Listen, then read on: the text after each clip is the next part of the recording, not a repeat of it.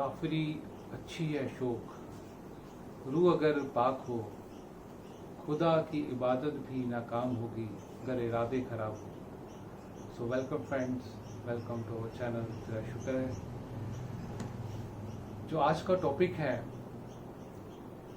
Is old topic, हम इसको part 2 कह लें कि मैं कौन हूँ पार्ट 2, और बहुत ही महत्वपूर्ण टॉपिक है। आज अंत तक ये पूरा वीडियो देखें तो बहुत सारी बातें क्लियर हो जाएंगी। आज आपसे ही आपकी बात करनी है कि आप कौन हैं।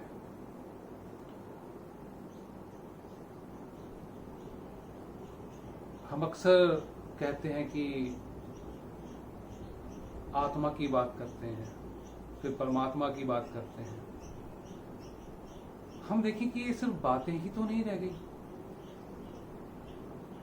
कोई कहता है कि उसने ब्रह्म ज्ञान ले लिया, ईश्वर के दर्शन कर लिए। क्या सिर्फ मन तक ही तो सीमित नहीं है? क्या उसका अनुभव भी है? कह देना कि जिधर देखता हूं तू ही तू, हर शय में जलवाते रहूं तू, परंतु जब उसके कर्म देखते हैं तो वो तो वैसे दिखते ही नहीं है। तो हमें खुद ही विचारना है, किसी की तरफ नहीं देखना, कि मेरा जो अनुभव है। देखिए, जो ब्रह्म ज्ञान भी दिया जाता है तो इसलिए दिया जाता है कि हम अपनी पहचान करें।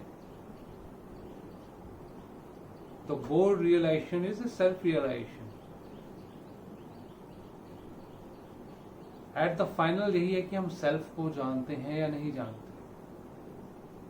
और सेल्फ को जानने का तरीका मात्र एक ही है, वो है ध्यान। ज्ञान के बाद ध्यान। ज्ञान अगर मन तक सीमित है तो वो कहीं ना कहीं खो जाएगा।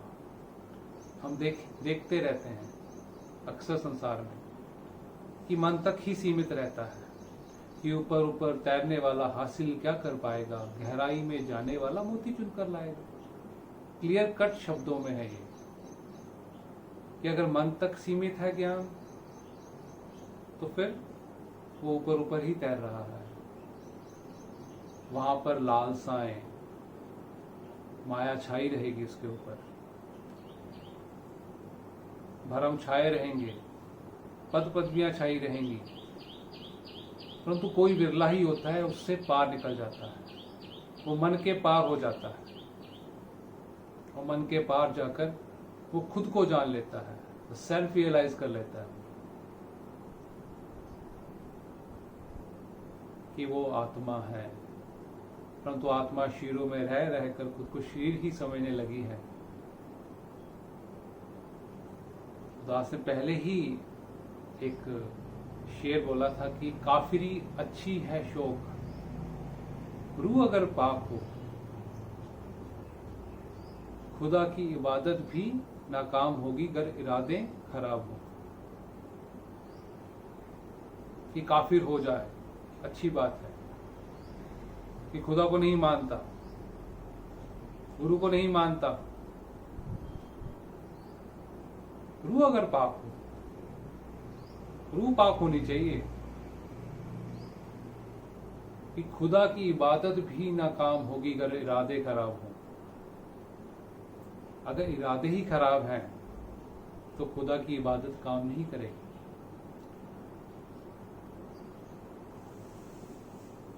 चलो, आज जो हमें डिस्कशन करना है वो है आप कौन हैं या मैं कौन हूं। जैसे जैसे ध्यान में और आगे बढ़ते चले जाएंगे तो हम पाएंगे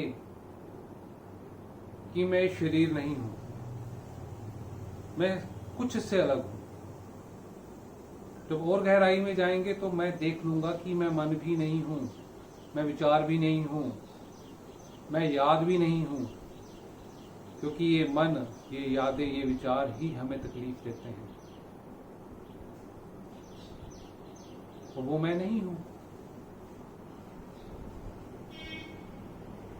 फिर उसके पार जब जाता है, जब खुद पर वाकई में ही जो ऊर्जा शरीर है, जो उसको देखता है। बस एक बात की रखना है कि जो मैं देख सकता हूं वो मैं नहीं हूं। इस श्लोक को हमेशा याद रखना है। जिसमें अस्थिरता है, जो ऊपर नीचे हो रहा है, या सुख है या दुख है, राग है द्वेष है, लाभ है हानि है, वो मैं नहीं हूं। इसमें उतार चढ़ाव है, वो मैं नहीं हूं।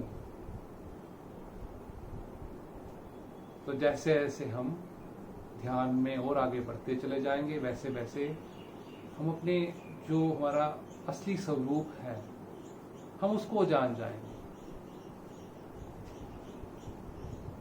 लाइक एन एग्जाम्पल, कि मान लीजिए एक क्लास है, खूब सारे बच्चे हैं वहां पर, तो बच्चे खूब शोर मचा रहे हैं, लड़ाई कर रहे हैं, मस्ती कर रहे हैं। तो सडनली क्या होता है, वहां पर शिक्षक आ जाता है, और जैसे ही शिक्षक आया तो हर बच्चा अपनी अपनी जगह पर सही तरीके से बैठ जाता है, किताबें खुल जाती हैं, और जो शिक्षक कह रहा है वैसे ही सब बात मानते हैं। तो ऐसे ही जब आत्मा जाग जाती है, जब हम सेल्फ रियलाइज कर लेते हैं, वैसे ही जो मन है उस आत्मा को नमस्कार कर देता है, उसका कहा मानने लगता है।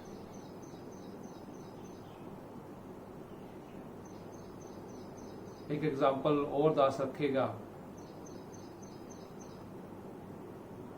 कि आत्मा मान लीजिए एक शेर है और मन है गधा, और जिस दिन शेर जाग जाता है, वो शेर कभी गधे से नहीं लड़ता, क्योंकि मन को तो पुरानी आदत है, वो कोई ना कोई विचार आएगा, कोई ना कोई याद आएगी। परंतु जब शेर को पता लग जाएगा कि वो शेर है, असल में हमें अपना ही नहीं पता, जब आत्मा को पता लग जाता है कि मैं कौन हूं, उस दिन आप अपने मन से लड़ना बंद कर देंगे। अभी सारी लड़ाई मन की ही है, मन का ही जाल है, मन ने ही भरमाया हुआ है।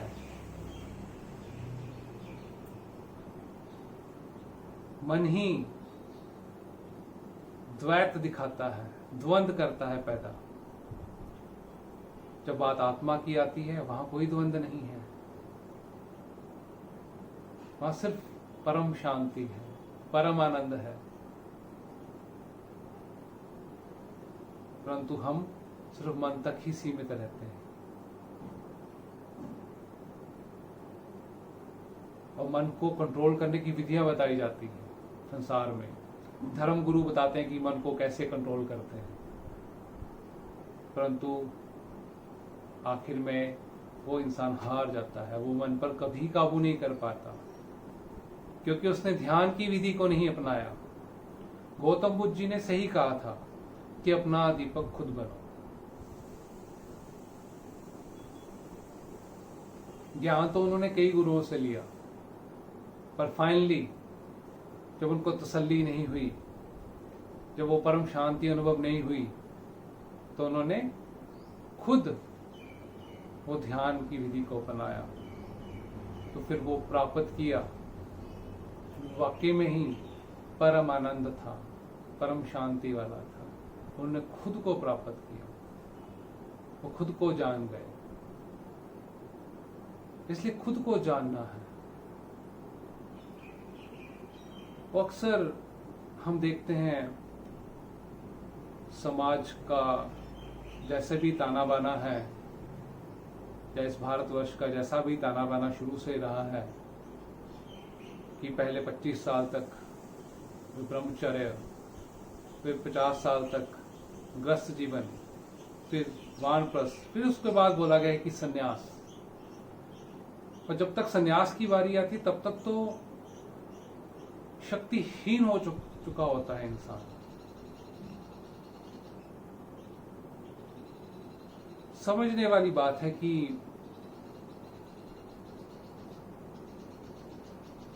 देखिए, कामनाएं, वासनाएं, चाहे वो 25 साल का है इंसान, चाहे वो 50 साल का है, चाहे वो 75 साल का है, कामनाएं वासनाएं तो सेम ही रहती हैं, एक जैसी ही हैं, रूपांतरित हो सकती हैं, कुछ बदल सकती हैं।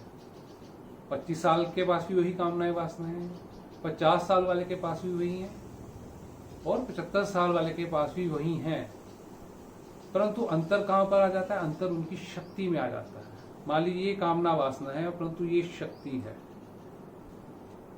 ये 25 वाले के पास है, ये 50 वाले के पास कुछ कम शक्ति हो गई, और ये 75 साल वाले के पास और भी कम शक्ति हो गई। तो जो 25 साल वाला जो एक यंग है, उस शक्ति का जो सही इस्तेमाल करके वो अपनी कामनाओं वासनाओं पर विजय प्राप्त कर सकता है। इसका मतलब है अपने मन को छोड़ सकता है।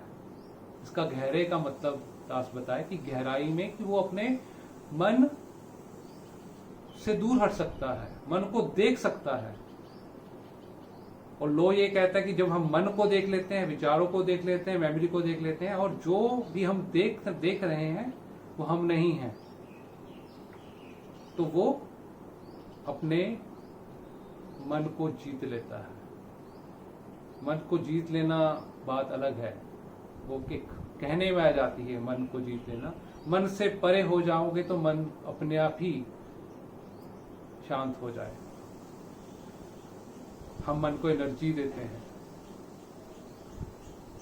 जैसे परमात्मा पूरे ब्रह्मांड में व्यापक है, ऐसे ही आत्मा इस शरीर में व्यापक है। और ईश्वर सब में होकर भी फिर भी स्थिर है, आनंद स्वरूप है। ऐसे ही हम भी इस शरीर में रहकर भी आनंद स्वरूप हो सकते हैं, परम शांति को प्राप्त कर सकते हैं। और जितना भी ये मन है, ये शरीर है, ये सब ग्रहों से बंधा हुआ है, परंतु आत्मा शरीर में रह रहकर खुद को शरीर समझने लगती है, वो छूट नहीं पाती।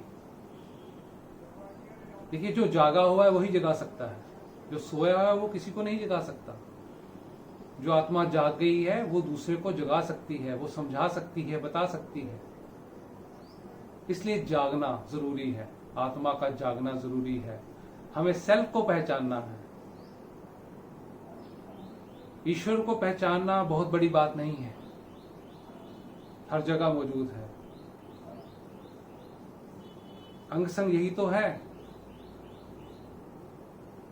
कि अंग संग जो रब है साडे ही वो साडा सखा है। ऐसी बातें हैं, ठीक है, परंतु इसके बाद वाली बात, चिंगारी को आग बनाने वाली बात जब आ जाती है तो फिर हमें सेल्फ की तरफ देखना पड़ता है, मन से पार देखना पड़ता है। वो जो मन से पार देख लेता है, मन से पार आ जाता है, वो वाकई में ही आनंद को प्राप्त कर लेता है कि जैसा भीतर वैसा बाहर, कोई भेद नहीं है, तू ही मोही अंतर कैसा। ये अनुभव की बात है। प्रैक्टिकल हो, जब तक प्रैक्टिकल ना हो तब तक कुछ कहने की जरूरत नहीं है। अभ्यास करते चले जाएं। तोता नहीं बनना कि यहां से कुछ बोला गया और फिर आगे सुना दिया। खूब संसार में तोते हैं, क्योंकि दुख तकलीफें नहीं खत्म होती। जब तक मन के पार नहीं जाओगे, दुख तकलीफें वैसी ही बनी रहेंगी, वैसी ही राग द्वेष होता रहेगा। इसलिए मन के पार जाना जरूरी है, सेल्फ को जानना जरूरी है। और जिसने सेल्फ को जान लिया वो वाकई में ही वो ज्ञानी है, वो चेतन है, क्योंकि सेल्फ भी परमात्मा ही है। इसलिए सेल्फ को जानना जरूरी है। तो दास और ज्यादा शब्दों का इस्तेमाल ना करता हुआ आपसे यही ज्यादा चाहेगा।